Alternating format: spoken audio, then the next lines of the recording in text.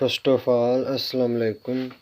आज हम लोग डिस्कस करेंगे जी strain energy in deform material. What is strain energy?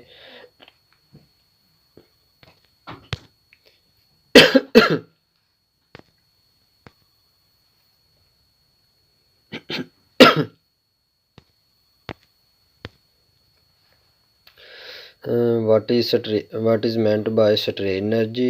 Derive the relation for strain energy from force extension graph। इससे पहले जो लेक्चर था उसमें हम लोगों ने क्या डिस्कस किया, जो फर्स्ट लेक्चर था उसमें हम लोगों ने क्रिस्टलाइन, मार्फस और पॉलीमेरिक सॉलिड के बारे में डिस्कस किया। उसके बाद फिर हम लोगों ने स्ट्रेस के बारे में, स्ट्रेन के बारे में, उस मॉडुलस ऑफ इलास्टिसिटी। उसके बाद जो थर्ड लेक्चर था उसमें हम लोगों ने क्या किया जी, मटेरियल की इलास्टिक प्रॉपर्टी, प्लास्टिसिटी क्या होती हैं, डक्टाइल मटेरियल कौन से होते हैं, ब्रिटल कौन से होते हैं।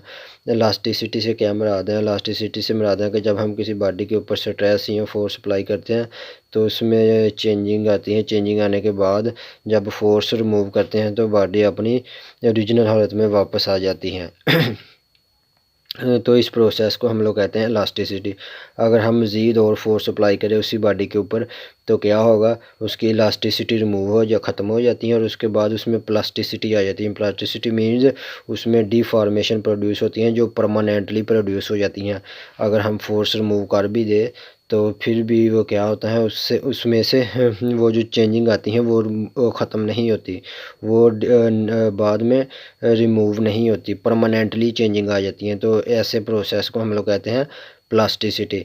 और अल्टीमेट टेंसाइल स्ट्रेस के बारे में हम लोगों ने डिस्कस किया था कि ज़्यादा से ज़्यादा स्ट्रेस जो बॉडी इंजोर या बर्दाश्त कर सके तो उसे हम लोग कहते हैं, या फेस कर सके, जो बॉडी जितना भी स्ट्रेस फेस कर सके उसके बाद वो ब्रेक हो जाती है तो उसे हम लोग कहते हैं अल्टीमेट टेंसाइल स्ट्रेस।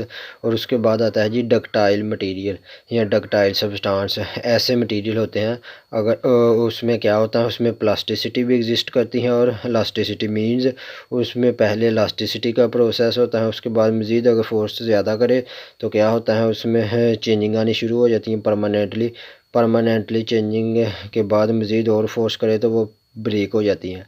तो ऐसे मटेरियल को हम लोग कहते हैं ductile.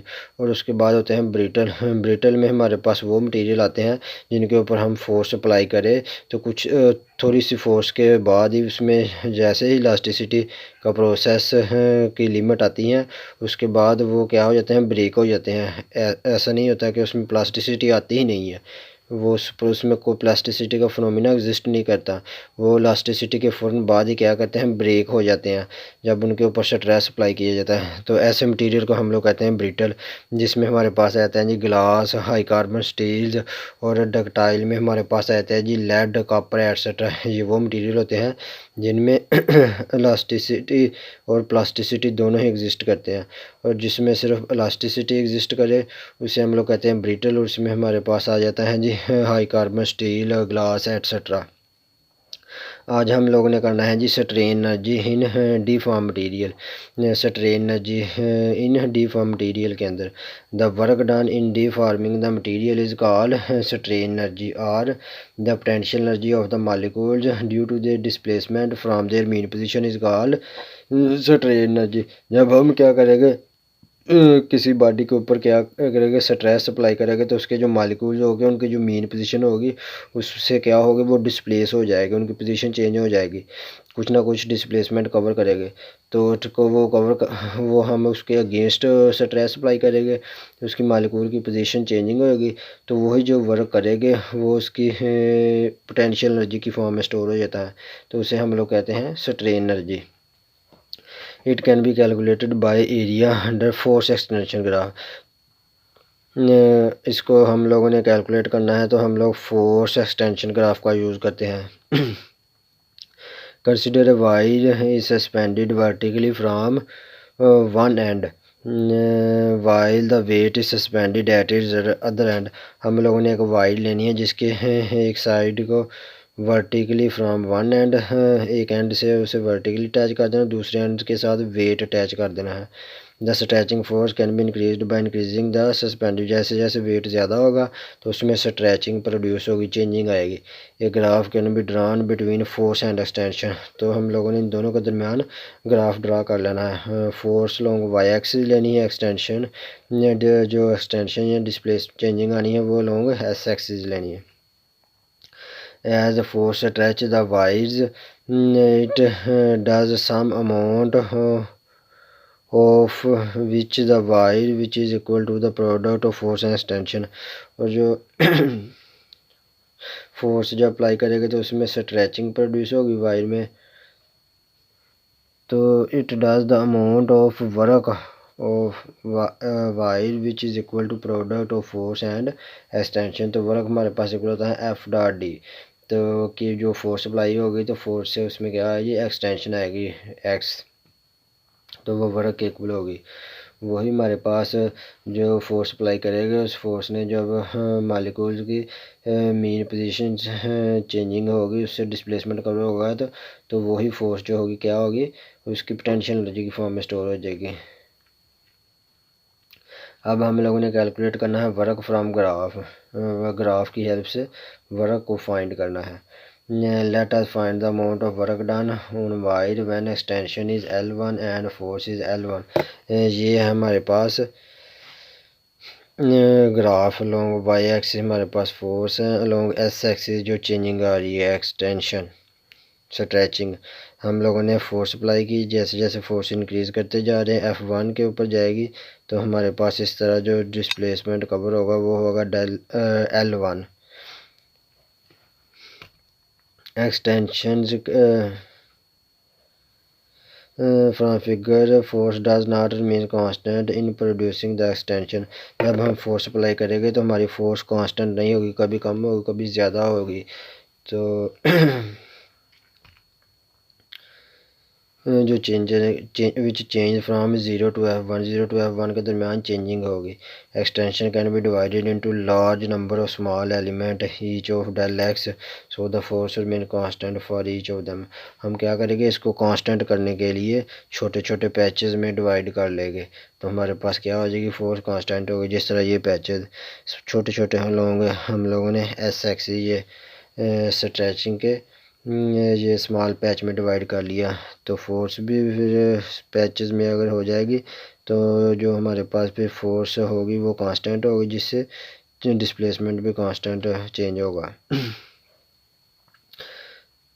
So the force remain constant for each of them, then work done is equal to F del x, तो वर्क हमारे पास आ गया एफ एक्स, क्योंकि हम लोगों ने वर्क डन फाइंड करना है तो वर्क डन के लिए फोर्स कांस्टेंट होनी चाहिए, लेकिन ये है वेरिएबल, तो इसे कांस्टेंट बनाने के लिए हम लोगों ने छोटे छोटे पैचेस में डिवाइड कर लिया। Total work done in producing the extension L1 is equal to sum of areas of these part which is equal to area of triangle, तो इसको हम लोगों ने नाम दे लेना है F0 to F1, 0 to L1। जब इसको इस जैसे जैसे फोर्स अप्लाई करेंगे तो स्ट्रेचिंग प्रोड्यूस होगी, तो इसमें लीनियर रिलेशन है विद इन इलास्टिक लिमिट, तो जब हम इसको आपस में मिलाएंगे तो हमारे पास ये एक ट्राइंगल बन जाएगी। इसको नाम दे देना 0, इसको A, इसको B, तो इसी तरह फिर हमारे पास आ जाएगा आगे जी वर्क डन इस ट्राइंगल के लिए।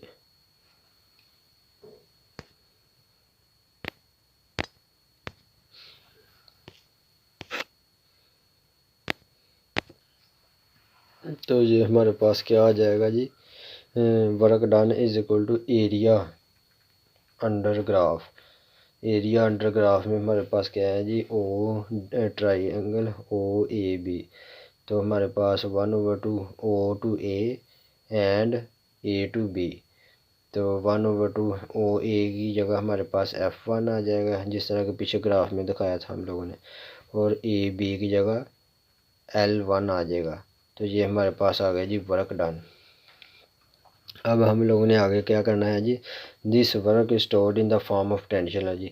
ये जो हम लोगों ने वर्क किया है, वर्क कैसे किया है कि हम लोगों ने फोर्स अप्लाई की है और क्या किया है, जिससे हम लोगों ने एक वायर ली थी जिसकी लेंथ L थी, उसमें चेंजिंग आई है जी L1, जो एक्सटेंशन की है, क्योंकि हम लोगों ने इसे छोटे छोटे पैचेस में डिवाइड किया। पैचेस में क्यों डिवाइड किया?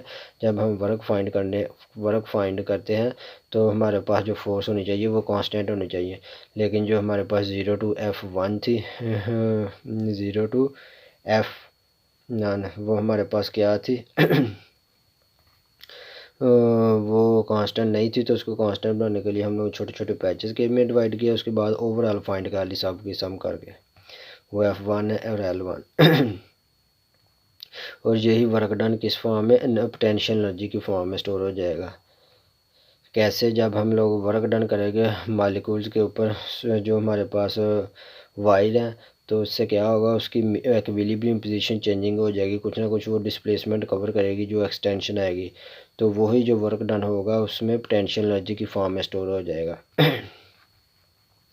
It is gain in potential energy of the molecule, जो मालिक्यूल जो हो गए उसमें पोटेंशियल एनर्जी आ जाएगी, किस वजह से? वर्क डन की वजह से, due to their displacement from their mean position.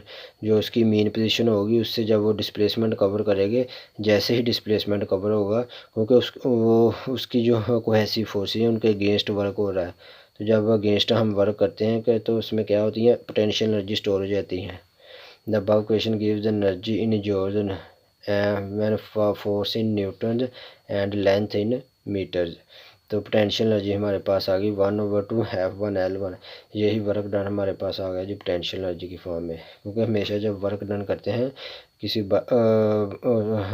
Body के ऊपर तो वो पोटेंशियल एनर्जी की फॉर्म में स्टोर हो जाता है। Strain energy in term of elastic modulus की फॉर्म में अब हमारे पास स्ट्रेन एनर्जी आ गई। It can also be expressed in term of modulus of elasticity. Modulus of elasticity क्या आता है? कि stress to strain ratio, this is called modulus of elasticity. जब किसी बॉडी के ऊपर स्ट्रेस अप्लाई करते हैं तो उस वजह से जो चेंजिंग आती हैं उसे हम लोग कहते हैं मॉडुलस ऑफ इलास्टिसिटी। ये जो होता है मटेरियल टू मटेरियल, इस पर यह प्रॉपर्टी वेरी करती हैं। किसी मटेरियल मॉडुलस ऑफ इलास्टिसिटी कम होता है, किसी का ज़्यादा होता है, इसको हम मॉडुलस ऑफ रिजिडिटी भी कहते हैं। इफ़ अगर A is the area of cross section and L is the total length of the wire, then फिर मॉडुलस ऑफ इलास्टिसिटी को ई के साथ शो करेगी, is equal to stress over strain. Stress हमारे पास क्या होता है? Force per unit area. Force कितनी है? हम लोगों ने F1 ली थी, F1/A, जिस तरह ये पीछे पोटेंशियल है जी। और हमारे पास स्ट्रेन जो चेंजिंग आई, टोटल लेंथ क्या थी? L थी, चेंजिंग कितनी आई? Del L1। तो हमारे sorry L1 over total length L। तो इससे हमारे पास ये एनर्जी का रिलेशन आ गया, ये लेंथ ऊपर चलेगी, ये एरिया बटे में आ गया, तो ये हम फाइनल रिलेशन आ गया। अगर इसमें से हम लोगों ने फोर्स फाइंड करनी हो तो L1 इस तरफ आके मल्टीप्लिकेशन हो जाएगी और L नीचे आके डिवाइड होगा, तो F1 की वैल्यू आ जाएगी। और यही वैल्यू अब हम लोगों ने पोटेंशियल एनर्जी वाले रिलेशन में फिल कर देनी है, तो हमारे पास पोटेंशियल एनर्जी आ जाएगी। तो पोटेंशियल एनर्जी हमारे पास आ गई है 1/2 EA cross L1 square over L। If अगर the extension is grade from L1 to L2, अगर हम लोग एक्सटेंशन को इंक्रीज करते हैं L1 से L2 मीन्स और ज़्यादा स्ट्रेस अप्लाई करते हैं, तो उसमें और जो चेंजिंग आएगी वो L2 कहलाएगी। then the amount of work by stretching force is equal to the area of trapezium ABCD।